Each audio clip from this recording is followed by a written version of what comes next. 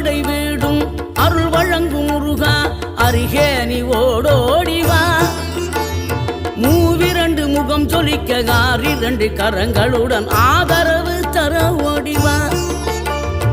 ஆறுபடை வீடும் அருள் வழங்கும் முருகா அருகே நீ ஓடோடிவா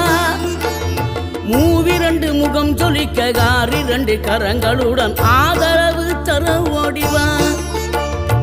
ஈசன் மகனே என்னை காக்க இங்க உனையன்றி வேறாரையா நெஞ்சார நான் நினைக்க பஞ்சாமிர்தம் கொடுக்கும் ஒரு தெய்வம் நீதானையா ஒரு தெய்வம்